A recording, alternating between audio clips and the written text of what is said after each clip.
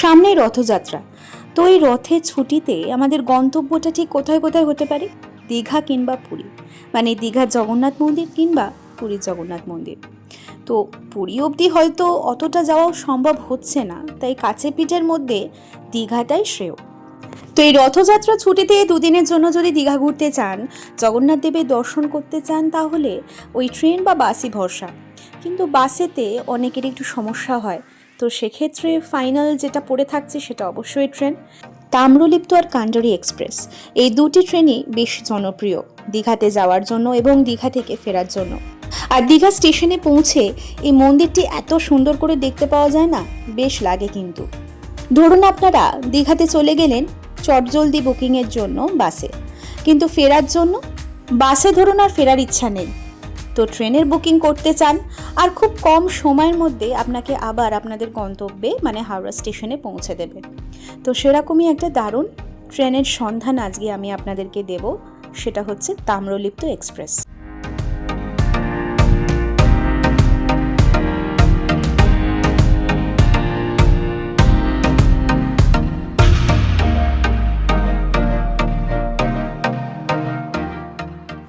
এক 2858 মানে 12858 ট্রেনটি ভারতীয় রেলওয়ের দক্ষিণ পূর্ব রেলওয়ে এসিআর জোন দ্বারা পরিচালিত একটি অত্যন্ত জনপ্রিয় সুপারফাস্ট এক্সপ্রেস ট্রেন, যেটা তাম্রলিপ্ত এক্সপ্রেস নামে পরিচিত। এটি মূলত সৈকত শহর দীঘা থেকে কলকাতার হাওড়া জংশনের মধ্যে প্রতিদিনই কিন্তু চলাচল করে। ট্রেনের টিকিট ফেয়ার, টাইমিংস, প্রত্যেকটা স্টেশনের হল্ট মানে কোন কোন স্টেশনে হল্ট দেয় এই সম্পর্কিত ইন ডিটেলস এই ভিডিওতে আমরা আলোচনা করব। রথযাত্রা আসতে এখনও মোটামুটি ওই দিন 20 মতো বাকি। যারা যারা প্ল্যান করছেন দুদিনের জন্য দীঘা ঘুরতে যাবেন এই রথযাত্রায়, তারা অবশ্যই এই ট্রেনটি বুকিং করে নিতে পারেন। আগের সফরে আমরা বাসে গেছিলাম দীঘা এবং ফিরেছিলাম এই তাম্রলিপ্ত এক্সপ্রেসে, তো সেইটারই ইন ডিটেলস ইনফরমেশন, ট্রেন সম্পর্কিত সম্পূর্ণ তথ্য আমরা জেনে নেব। So let's explore the Tamralipta express.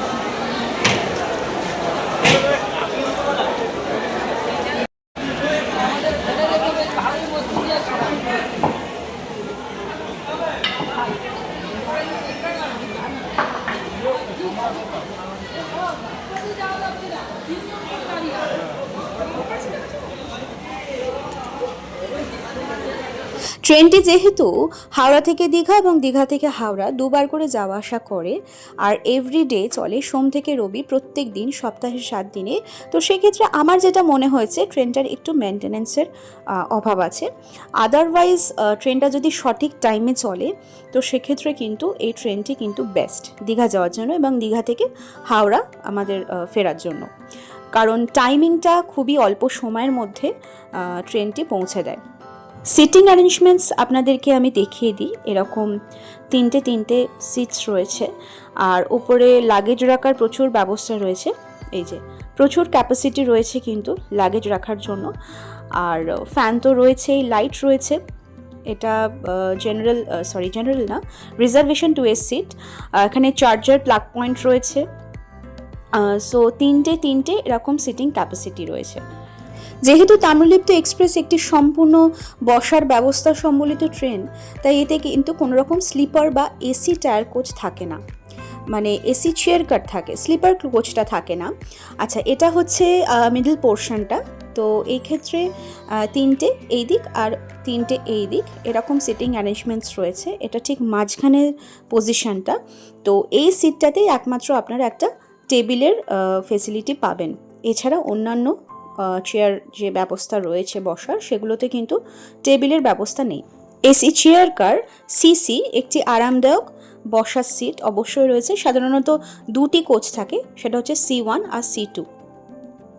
এখানে প্রত্যেকটা বসার যে চেয়ারগুলো রয়েছে তার পেছনে এরকম একটা করে টেবিল সিস্টেম থাকবে, হুক সিস্টেম করা থাকে। তো এখানে আপনারা কিছু রেখে খেতে পারেন এবং বটল হোল্ডারও পেয়ে যাবেন প্রত্যেকটা সিটের পেছন দিকে।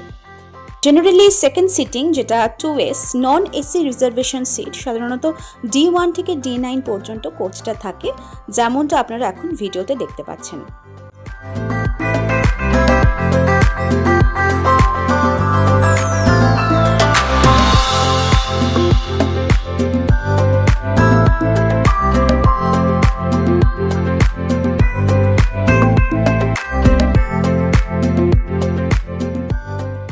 ট্রেন কিন্তু আমাদের গন্তব্যের উদ্দেশ্যে রওনা দিয়ে দিয়েছে দীঘা স্টেশন থেকে হাওড়ার উদ্দেশ্যে।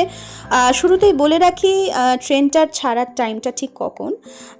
ছাড়ার টাইম হচ্ছে সকাল 10:35 দীঘা থেকে, এবং বেলা 1:55 কিন্তু হাওড়া স্টেশনে এই ট্রেনটি পৌঁছে যায়। টোটাল জার্নিটাতে 3 ঘন্টা 20 মিনিট মতো সময় লাগে, 3 hours 20 minutes। আর 6টা হল স্টেশন থাকে। কি একটু পরে আপনাদেরকে ভিডিওতে আমি সবটাই জানাচ্ছি। সো টোটাল জার্নিটা কভার করতে কিন্তু 3 ঘন্টা 20 মিনিট সময় লাগে। গন্তব্য হাওড়া জংশন। মোট দূরত্ব হচ্ছে 186 কিলোমিটার। সপ্তাহের 7 দিনই চলে, সোম থেকে রবি। সময়সূচিটা আস্তে আস্তে আপনাদের সাথে শেয়ার করে দিই। ট্রেনটি প্রতিদিন সকালে দীঘা থেকে ছেড়ে দুপুরের মধ্যে হাওড়ায় পৌঁছায়। স্টেশনে কোর্ট স্টেশনের নাম পৌঁছানোর সময় যে সময় বিরতি বা হল স্টেশনগুলো রয়েছে সেগুলো হচ্ছে, প্রথমে হচ্ছে দীঘা, যেমনটা বললাম সকাল 10:35। তারপরে রামনগর। এখন আমরা রামনগর স্টেশন ক্রস করলাম।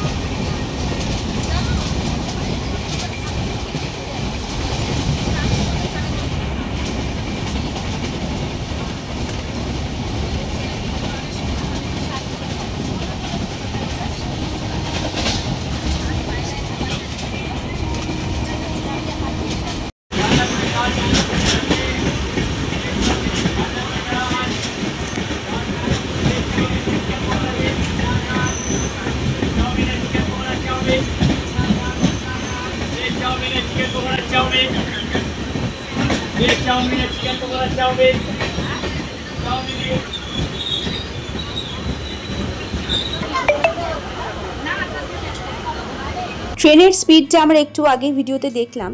সর্বোচ্চ গতিবেগ হচ্ছে মেচেদা এবং আন্দুলের মধ্যে ঘন্টায় প্রায় 130 কিলোমিটার পর্যন্ত কিন্তু পৌঁছে যায়। দীঘা থেকে ছেড়ে রামনগর 10:45 অতিক্রম করে এখন আমরা কাঁথি স্টেশন ক্রস করছি। সময় 11:05।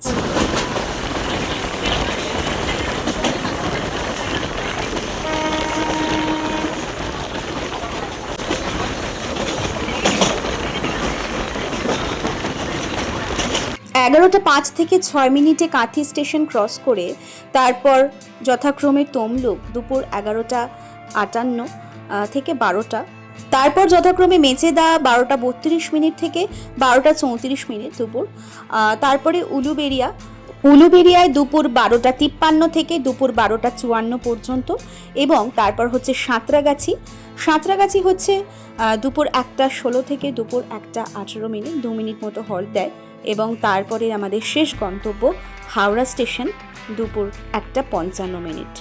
এই ট্রেনে কিন্তু কোনো রকম প্যান্ট্রি কারের সুবিধা নেই, কিন্তু ক্যাটারিং সার্ভিসের ফেসিলিটি রয়েছে। তো আপনারা এখানে ট্রেনে হালকা কোনো রকম জলখাবার কিংবা জল কিনে খেতে পারেন। ক্যাটারিংয়ের সাথে সাথে অনবোর্ড ক্যাটারিংয়ের ফেসিলিটিও কিন্তু পেয়ে যাবেন। সেক্ষেত্রে আপনারা যদি ভেজ মিল নেন তাহলে 80 টাকা, নন ভেজ মিল নিলে 100 টাকা। Cake, biscuits, cold drinks, chips এগুলোর সুবিধা কিন্তু আপনারা এই ট্রেনে পাবেন। ট্রেনটি LHB রেক কোচ পজিশন যেটা, সেগুলো হচ্ছে SLR GS C2 আর C1, এই দুটো হচ্ছে AC। PC D9 D8 D7 D6 D5 D4, D3, D2, D1 এবং তারপর হচ্ছে যথাক্রমে GS এবং EOG। ট্রেনটি মেছেদা এবং আন্দুলের মধ্যে 130 কিলোমিটার অতিক্রম করলেও ট্রেনটির অ্যাভারেজ স্পিড হচ্ছে 56 কিলোমিটার পার আওয়ার।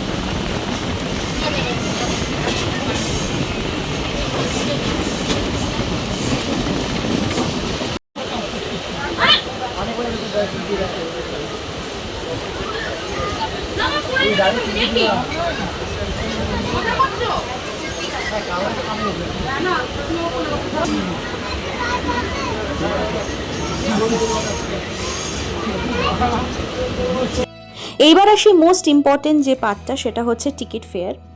তো বেস ফেয়ার হচ্ছে 70 রুপিস, তো সেকেন্ড সিটিংয়ের ক্ষেত্রে টোটাল ফেয়ার হচ্ছে 110 রুপিস, আর এসি চেয়ার কারের প্রাইস হচ্ছে 370 রুপিস। তো অতি কম টাকার মধ্যে মানে সাধ্যের মধ্যে কিন্তু আপনারা দীঘার উদ্দেশ্যে রওনা দিতে পারেন এই তাম্রলিপ্ত এক্সপ্রেসের মাধ্যমে। 185 কিলোমিটারের এই ট্রেন জার্নিটি আপনাদের জন্য কিন্তু বেশ আরামদায়ক হবে। তো গরমে যদি আপনারা একটু ঠান্ডার আশ্বাস নিতে চান তো সেক্ষেত্রে এসি চেয়ার কারও বুক করে আপনারা যেতে পারেন।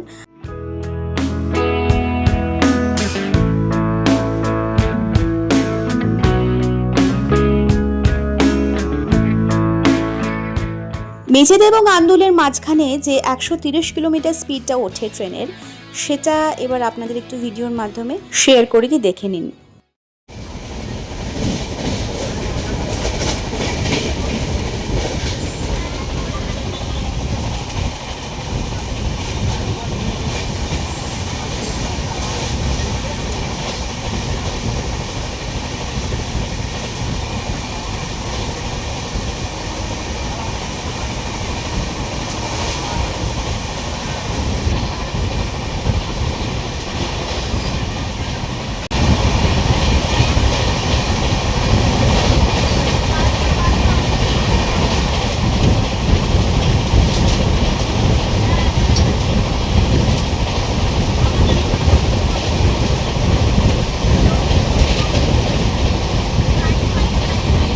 তো এই ছিল 12858 দীঘা হাওড়া তাম্রলিপ্ত এক্সপ্রেসের ফুল ইনফরমেশন।